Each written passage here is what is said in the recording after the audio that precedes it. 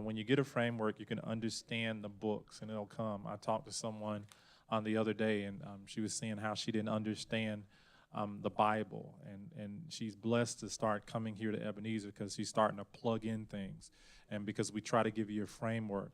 What we're studying now, we've been going through, are the first 5 books of the Bible. You'll hear theological terms. What is this called? First 5 books of the Bible. The Pentateuch, all right, the Pentateuch. So you hear preachers and people go up there and they'll say, the first 5, the Pentateuch, you're not lost because you're actually going to that. So that's Genesis, Exodus, Leviticus, Numbers, and Deuteronomy. We're in Numbers now. Our plan is to go to Deuteronomy. And possibly, I definitely want to get you to the Promised Land. So that's when we kind of edge over to Joshua. A lot of times when we talk about that 40 years, we just go, okay, children of Israel went around and that's good. But now you're understanding why it took so long. You're understanding all the things that God was ministering to them and helping them. And so this is the process. We can also understand what we're dealing with, the census, and that's what we're going to go through tonight. These are million plus people because they're growing, but also they're dying. Literally, by the time we get to the Promised Land, there'll be a generation that started out that will die because of their unbelief, and there'll be a generation that grows up. So this is key. God's will is going to be done. It's just the question, will you be in his perfect will, or will you be moved aside and somebody else gets in his perfect will? But God's will is going to be done. So let's go back into this section, the census of the Levites in the book of Numbers. We've got good reading sections, so I encourage you, if you love to read, to kind of jump into it. I need someone to read Numbers 4:34 through 41, please.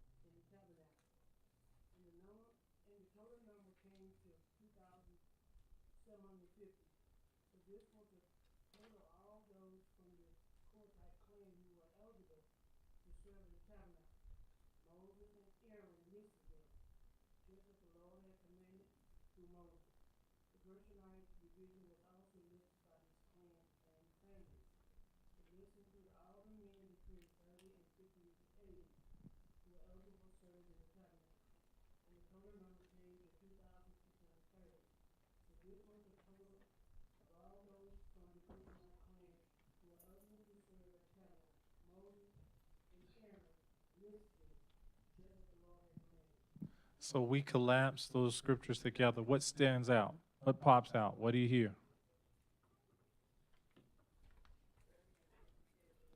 All right, 30 and 50 years of age. What else?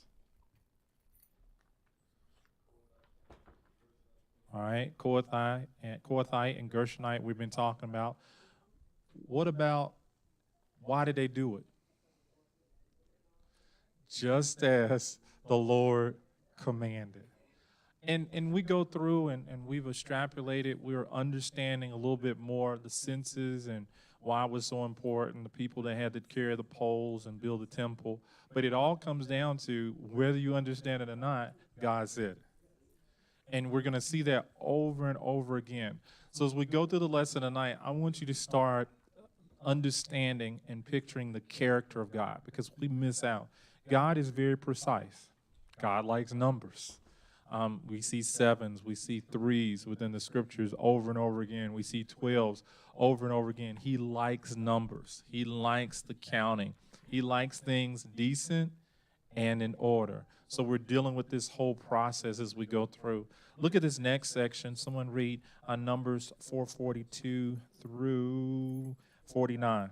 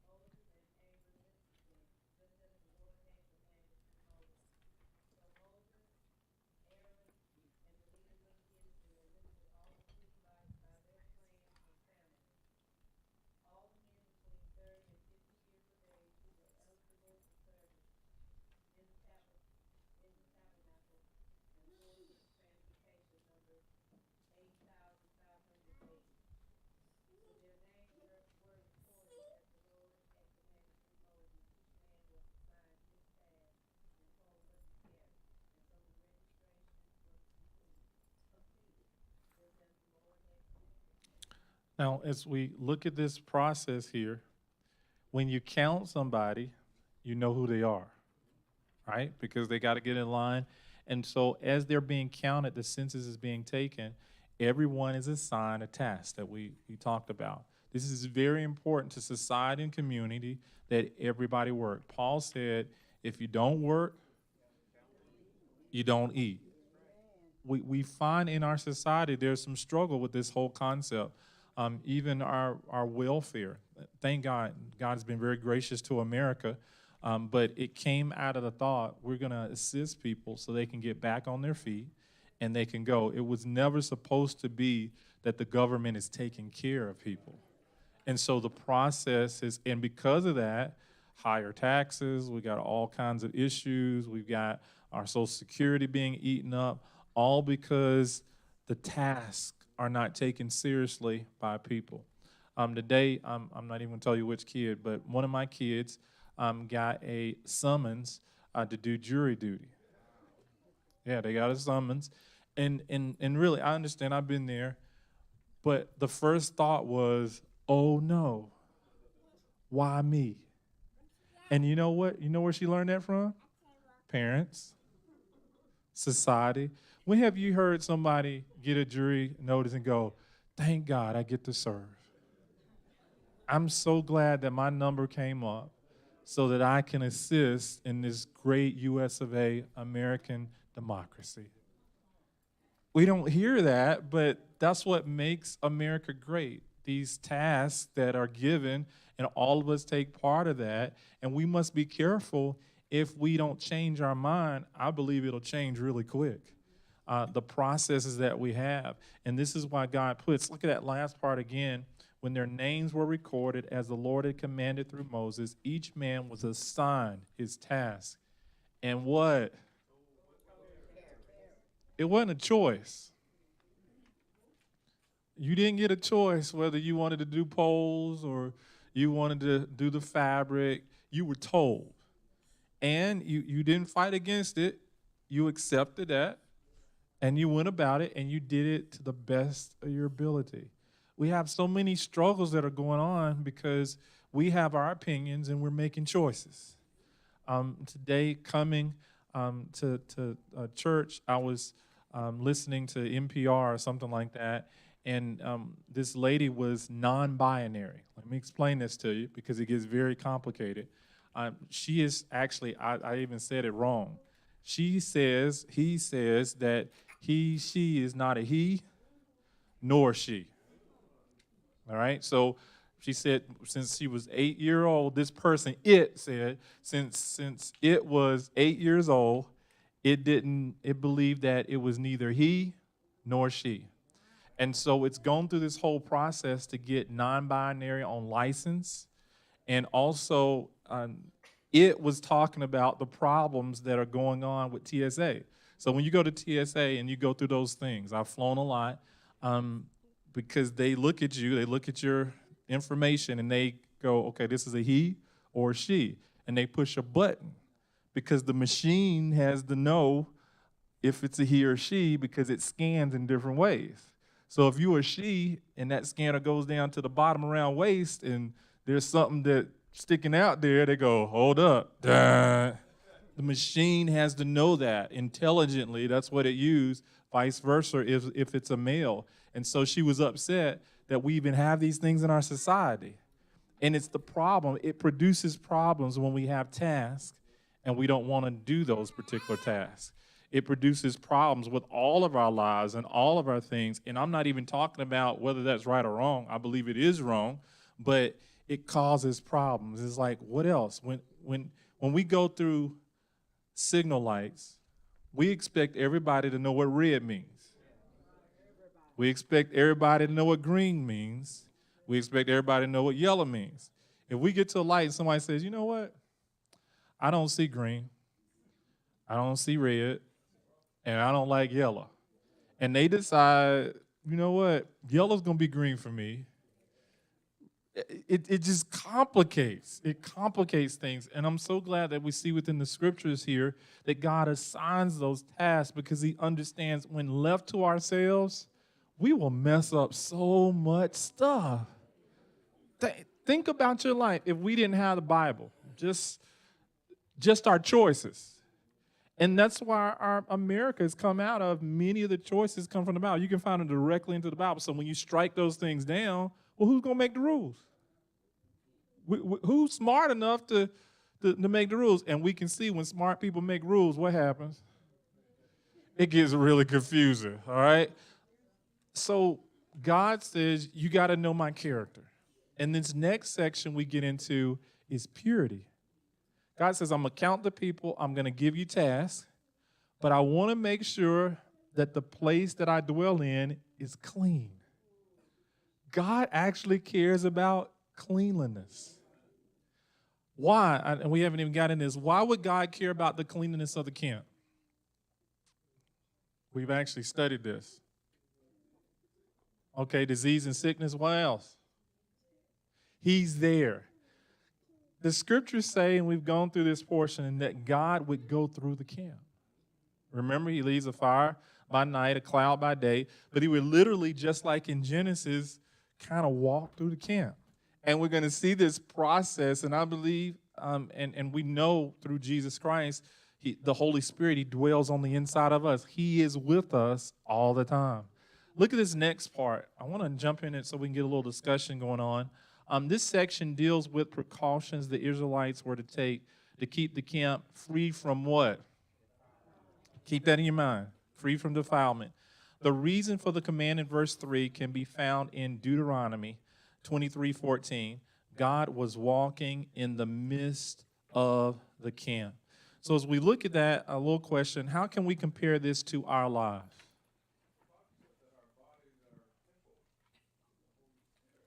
Okay.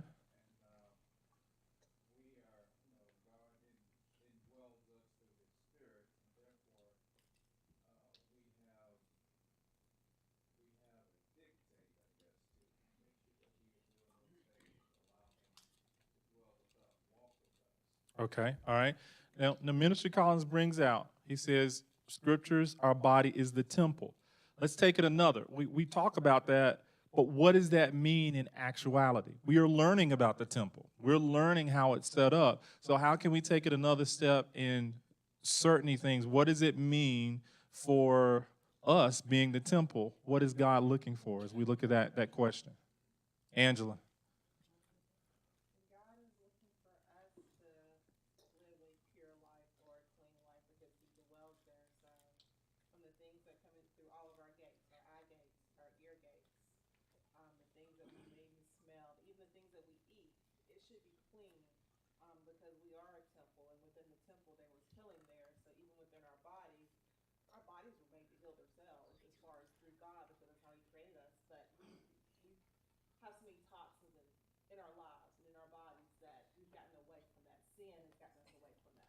All right. Yes, Mother.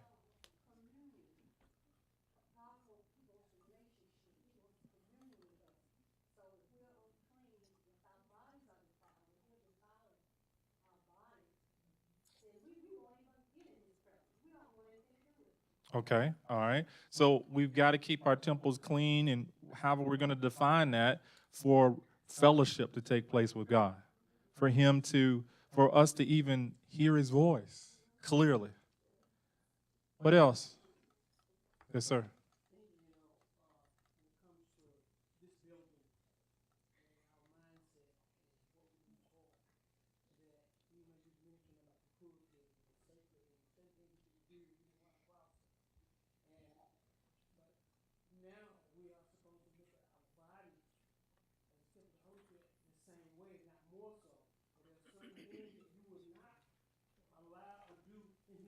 Right.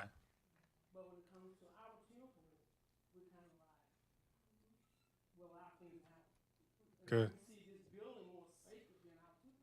Okay. Good. Think about if we came into Ebenezer, Lord forbid, I hope it, and big chunks of paint was falling off the walls. Um, you saw clothes strong. People came in here and they were folding their clothes, and when they left, they just left clothes. It's like the laundromat, and dust was everywhere, and paper, and you had to kind of go around. We was like, you know what, our vehicles, maybe the van got old, and we just kind of just said, Deacon Kelly, just pull it over there in the yard right there. Just put it right there. You had to walk across an old van. How would you feel about Ebenezer? What would it do? It would throw you off. You'd be like, what's up with this? Questions, but our lives so many times are just like that. I have a feeling that those who own homes, rent, our homes physically actually reflect how we are spiritually. That's my thought, you know. And a lot of us, when we look at our homes and how we keep stuff and things of that sort, we got a lot of growing to do. A lot of growing, and it shows our selfish nature. For kids who don't have a house that they own, they're living. Think about how you keep your rooms. You know, the order of your life, your choice. I think it applies a lot to that in our spiritual growth. I call out one of my son, Benjamin. He's one of the cleanest children that I have. Really, very orderly and putting everything in its place and all of that helps out with a chore. Don't even have to worry about any problems. Trash cans every day. He just that whole process. I'm like, man, the Lord loves him. Because I love him. I love you too, Sarah. You know, I just this whole process. When you think about that, cleanliness of the temple. She's not that bad. Please don't get mad at her. Brother Larry, you had your head up.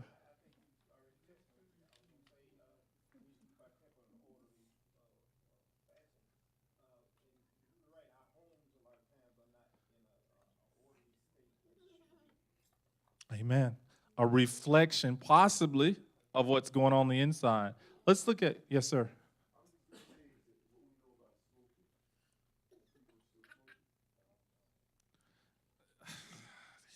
Good point.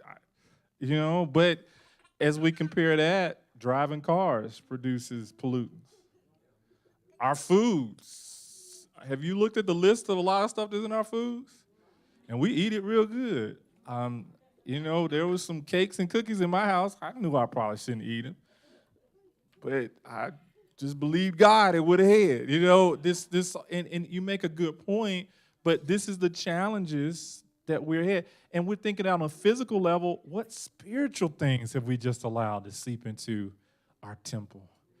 Brittany. So it's not only for us; it's also for other people too, who are looking at us. For the Israelites, they were supposed to be a set apart people, so that other people could see them and hopefully, start believing in God themselves. And so for us, if we're walking around looking like trash, looking dirty, our houses are dirty, our cars are dirty, people are not going to want to really interact with us, if you will. So we have Good to think point. about that. Good point. I've known some people, and I ain't talking about you, but you go to their cars and just it looks like a garage. You know, I guess they can't get that in their garage, so they start building up in their car. And you kind of, when you go to them people, you don't ask for rides for them. You look at the car, you're like, nah, you good. You got enough stuff. But you do. You see that whole process of reflection. We are to be set apart, and it's my concern. Are we set apart? Are we just like the world, or even worse than the world? And how you define that, that's individual as we're just kind of going across, but we do need to think about it. Ms. Collins.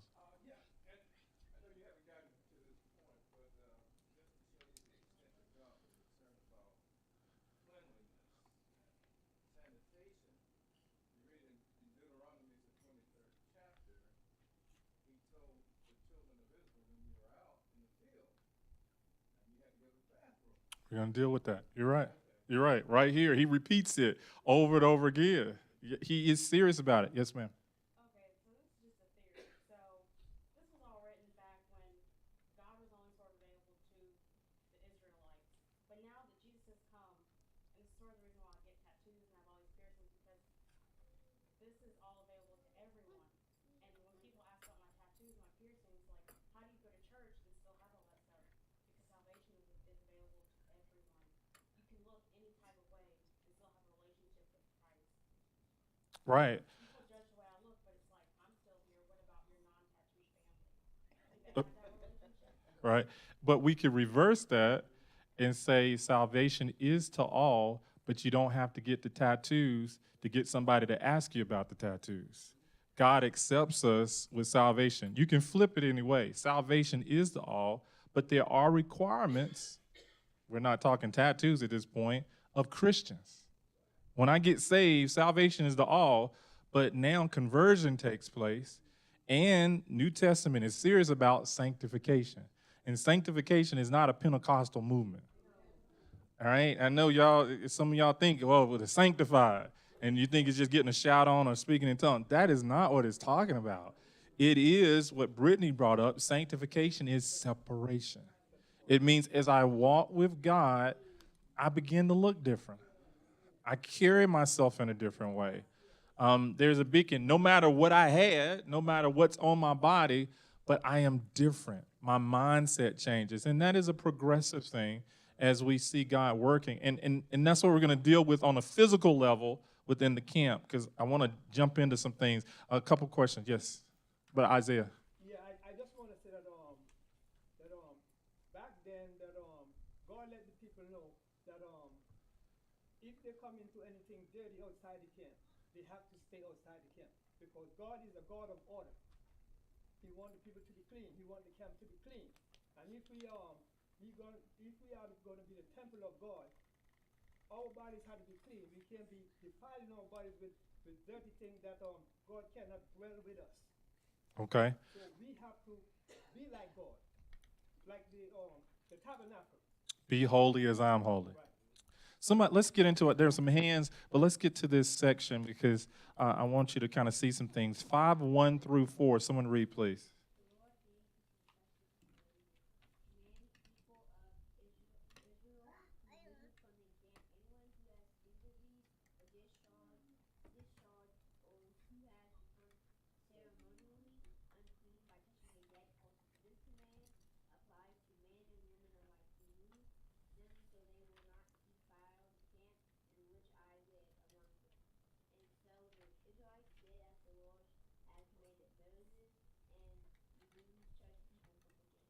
All right. So the first thing God spoke, and this is tough, so stay with us. We're going to get to this. Lepers, people with running sores, and those who had touched a dead body were to be put, what? Outside the camp. The camp was composed of the tabernacle area plus that space around it occupied by the tents of the Israel.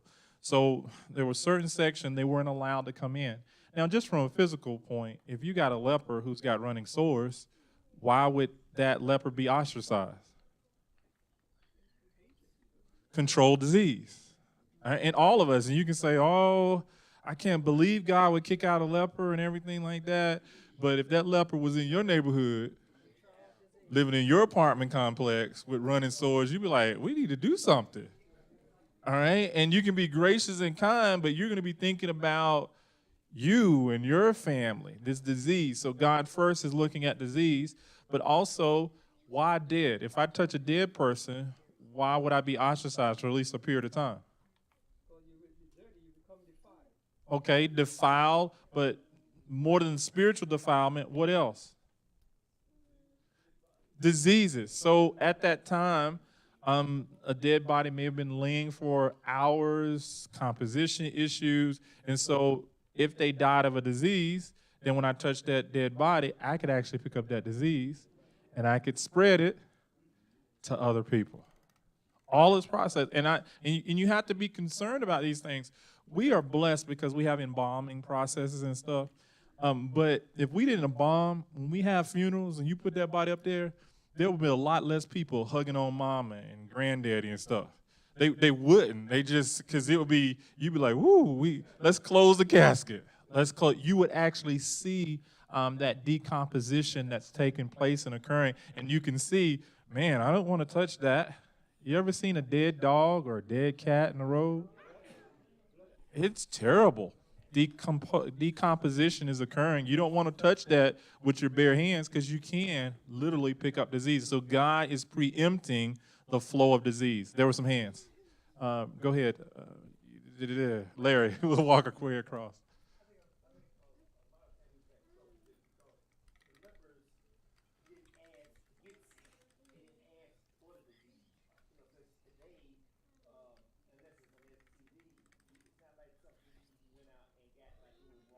Right, right. But in that sin, remember that's the picture of leprosy, sin. All of us have sinned and fallen short, Brother Jeff.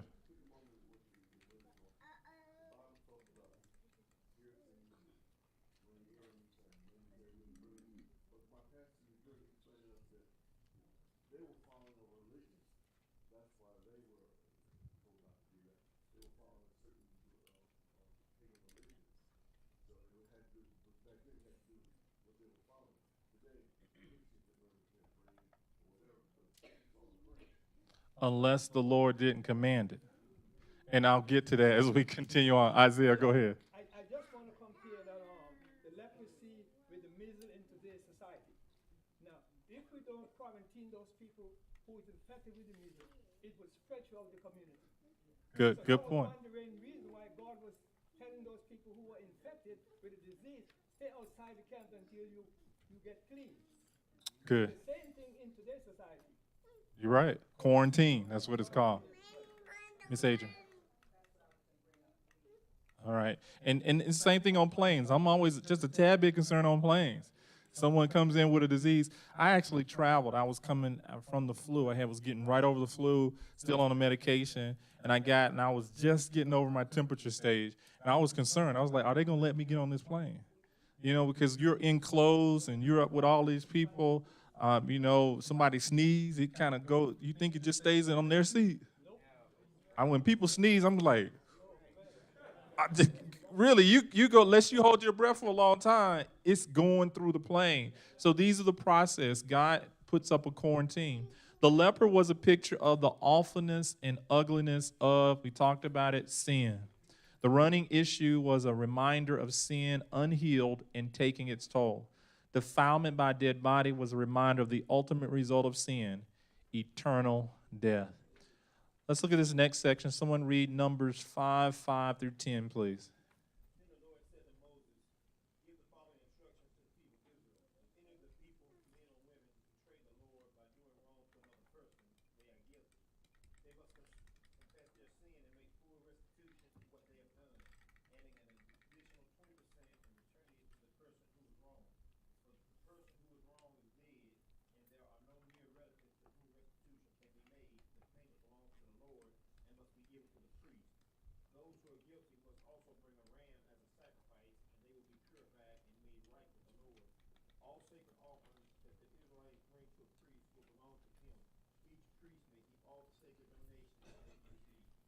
All right, talking about the purity camp. So God, in his thought pattern, infectious disease, if we say sin, that flowing, connected, has to be cleaned up. But there's another that you're like, we don't really talk about that. We talk about maybe tattoos or things that comes in our eye gates or stuff that we shouldn't be doing. But we don't want to talk about this. Look at this. When a man or woman committed any sin against another, he or she was required to confess the sin, to offer trespass offering, to make restitution, and to add 1/5 part. If the person who was wronged had died or could not be located, and if no near relatives were available, then payment was to be made to the priest. So God is bringing out, when we sin against one another, we're defiling the temple. Wow.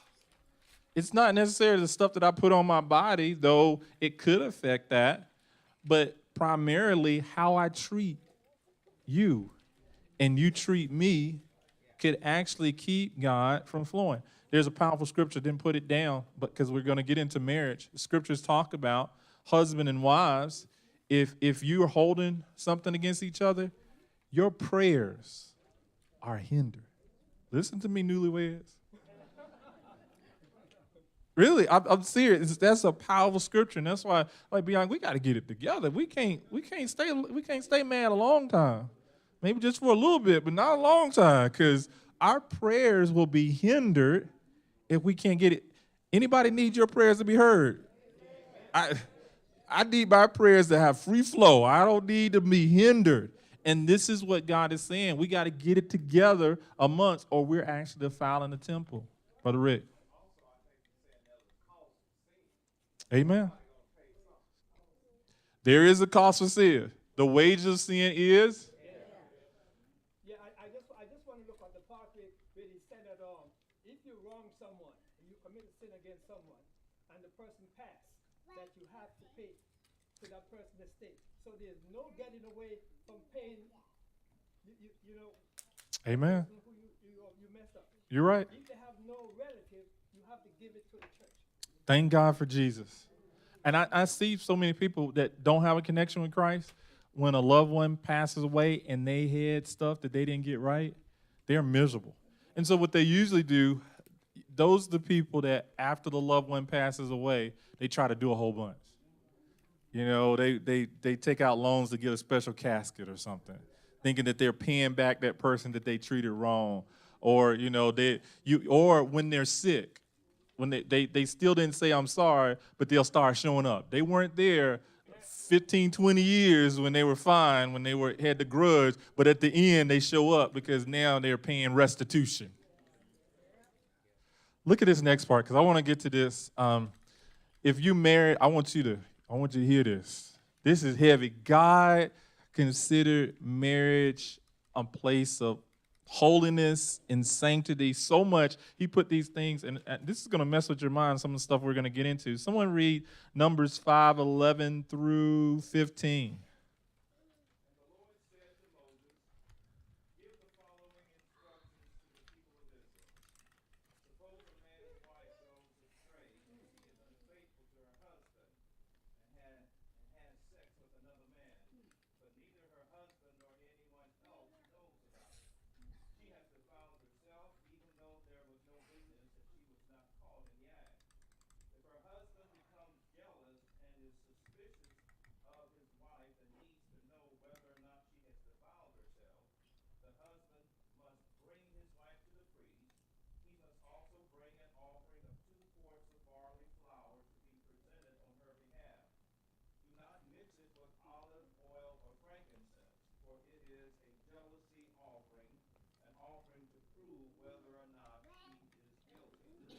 Wow. First of all, this is for the Israelites. Don't be bringing nothing to me, okay? I'm not going to work this ritual for you, okay? In that time, women were a possession. They were loved often, but more than not, they were possession. So this was very serious accusation. So this man who has his wife, and whether he loved her or not, still possessed with that, imagine her coming to the point of he thinks that she's doing something. So nothing's been proven. So what does he have to do? He has to walk through some things here. Look at this. This passage describes a lie detecting ritual known as the trial of what? Jealousy. The purpose of this ceremony was to determine the guilt or innocence of a woman who was suspected of being unfaithful to her husband. So God said, okay, this is going to happen. Because of the sin nature, there's going to be some times that some jealousy. So I got to root this out, because if I don't root this out, then that means the relationship is broke. That means prayers are hindered. That means that I really can't free flow through the camp, because if the husband and wife, they are not getting along, he accused of her something that she didn't really do, how can they ever be reconciled? Right? Because whether she did it or not, once a person becomes jealous, it needs to be dealt with. Again, thank God we have Jesus, but imagine if you didn't have Jesus. And so Marcus, he comes with me, calls me his big bro. He said, big bro, I hate to tell you this, but I think my wife is stepping out on me. Now, first thing I'm going to say, you got any proof? He's like, no, I don't have any proof, but I feel it. Feel it. Her glasses are not clean like they used to be. I mean, really, this is, it did, I'm like, Marcus, just let it go. It's all right. And the next day, I try to let it go. I can't. I feel it. And it burns. It burns. So what does he do? If we don't have Jesus, I say, well, pray to Jesus. You know, let God work it out. But without Jesus, we're like, and it just keeps building up. So Marcus in the Israelite community, he's like, I'm going to the priest. He's going to come to the priest, and now we got to set down these guidelines. Look at this next part. The woman was required to drink. Are you listening, ladies? See, y'all, I would get y'all shouting out the while. To drink water mixed with from the floor. Now, this is really not that bad because the tabernacle was really pristine. But even being pristine, even the most cleanest place, you can find dust, right? It just happens. So they would go to a corner or whatever, a period of time, and so get a little dust. It's holy dust, though. Tabernacle dust. This ain't just dirt all outside. This is tabernacle dust and some water, all right? We're going to mix it together. If she was guilty, it would prove a curse to her, causing swelling of the stomach and rotting of the thigh. Yeah. If she was innocent, no effects would follow. It is obvious from verses 12 through 14 that the husband did not know whether his wife had been unfaithful. He first was required to bring his wife to the priest together with a grain offering. Let's get one more section because y'all like, woo. Someone read Numbers 5:16 and through 19.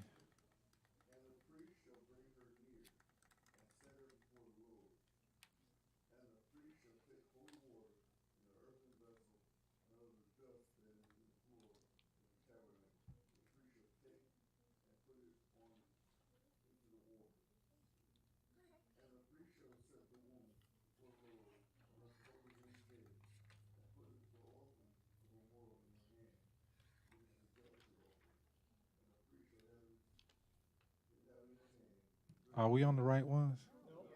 All right. We're on 16 and 17. Yeah. Oh, he reading a different. Oh, you're doing. Don't do that to me, man. Which one did you get to? 16? Which one did you finish? And I'll finish the rest so everybody be on the same page. 18. So when the priest was presented the woman before the Lord, he must unbind her hair and place her hands the offering of proof, the jealousy offering to determine whether her husband's suspicions are justified. The priest will stand before her holding the jar of bitter water that brings a curse to those who are guilty. The priest will then put the woman under oath and say to her, if no other man has had sex with you and you have not gone astray and defiled yourself while under your husband's authority, may you be immune from the effects of this bitter water that brings on the curse. So it really wasn't about the dust or the water. It was about whether she had sinned or not. All right? Let me get this final commentary. The priest prepared the mixture of water and dust in what kind of vessel? Very key. New Testament it talks about we have a treasure in these earthen vessels. We're made out of what? Specifically, God says dust. So it shouldn't be such a big deal for us to drink a little dust with water, right? Actuality, everybody does it. There's dust in the air. There's particles in the air. When you drink, I don't care how clean. I know we got your purified water, but even after you purify water, here's the glass. The time that it takes to go to your mouth, some dust particle has gone into it. You don't believe me? Look at your water. Look at it. Let it sit, and you look at the top, and you look real, you'll see stuff floating on top. And if you happen to get one that's really, really clear, after you put your lips to it, look at it. Y'all don't want to talk about it. It's dust. So, earthen vessel, he brought her to the altar before the Lord, unbound the hair of her head, and put the meal offering in her hands. Then he made her agree to an oath whereby she would be cursed if guilty. We're out of time for tonight, but I want you to study ahead. I want you to keep these things in your mind, and I want you to ask yourself, why would God do something so extreme? And I'm kind of giving you a little hints, but why? Because all this relates to us and our temple, our relationships, how we connect with people. Come onto your feet. Let's close out. We're going to get in some deep stuff. Study ahead because I'm going to be rolling.